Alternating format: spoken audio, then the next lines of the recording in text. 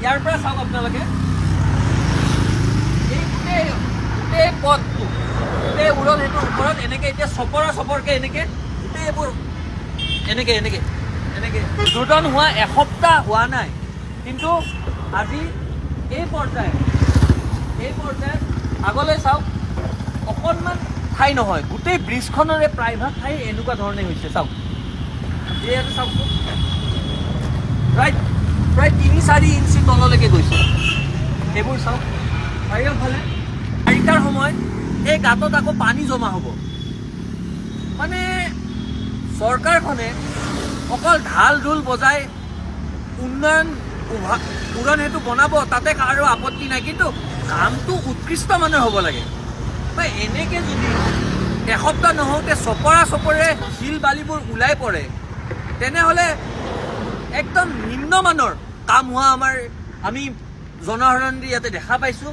নিম্নমানৰ কৰিছে আৰু এতিয়া এই এনেকুৱা ধৰণৰ গাঁতৰ আৰু এক পৰিৱেশৰ সৃষ্টি হৈছে এই ব্ৰিজৰ ওপৰত। চাওকচোন এনেকে লাৰিলেই চপৰে এনেকে ওলাই আহি আছে। চাওকচোন নিম্নমানৰ কৰি এনেকে ওলাই গৈছে, দেখিছেনে? এনেকে ওলাই গ'ল। এনেকে কাম কৰিলে হ'ব নেকি? অনুপম আৰু গৌতম কনষ্ট্ৰাকশ্যনৰ যিসমূহ কৰ্তৃপক্ষ এই কামসমূহ ফাঁকি মাৰি কৰিছে নেকি? নহ'লে উদ্বোধন কৰাৰ ইমান লৰা ধপৰা ইমান স্পীডত তেওঁলোকে উদ্বোধন কৰিব লাগে কৰিলে, কিন্তু কামসমূহ কি পৰ্যায়ত কৰিলে? চাওকচোন এনেকে ওলাই গৈছে, চপৰে ঘঁহিছে। এইফালে চাওকচোন, এইবোৰ চাওক এনেকে এই গাঁতৰ সৃষ্টি হৈছে। চানমাৰী উৰণ সেতুৰে যিসমূহ দুচকীয়া বাহন আহে, বাইক স্কুটিবোৰ আহে, সাৱধান হওক। কাৰণ কিয় এই যোনটো লেয়াৰ আপোনালোকক দেখাইছোঁ, এই যোনটো লেয়াৰ ওলাই আহিছে ব্ৰিজৰ পৰা, এই লেয়াৰত যদি আপোনাৰ স্কুটি বা বাইকৰ চকা শ্লিপ হ'বলগীয়া হয়, তেনেহ'লে ইয়াতে কিন্তু সাংঘাতিক ভয়ংকৰ দুৰ্ঘটনা সংঘটিত হ'ব পৰা সম্ভাৱনা আছে। সেইকাৰণে এই উৰণ সেতুৰে যিসকল দুচকীয়া বাহন পাৰ হৈ যাব, তেওঁলোকে সাৱধান হওক আৰু লাহে চলাওক। কাৰণ কিয় কামসমূহ অকল কৰিব লাগে কাৰণে কৰাৰ দৰে আমাৰ পৰিলক্ষিত হৈছে। কাৰণ কি এসপ্তাহ হোৱা নাই মুকলি কৰা, এনেকে চপৰে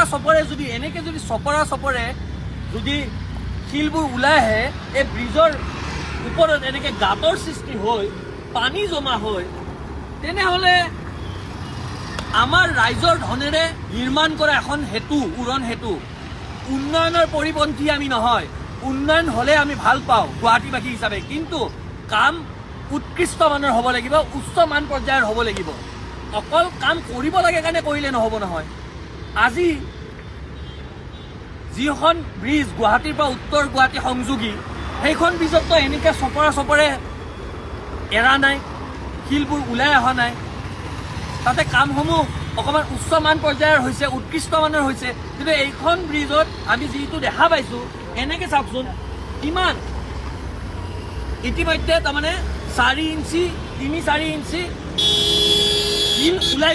শিল ইতিমধ্যে ওলাই গ'ল। আৰু এনেকুৱা ধৰণৰ কাম কৰিছে নেকি? এইবোৰৰ যদি আজি ইয়াতে এটা দুৰ্ঘটনা সংঘটিত হয়, ইয়াৰ দায়ী কোন হ'ব?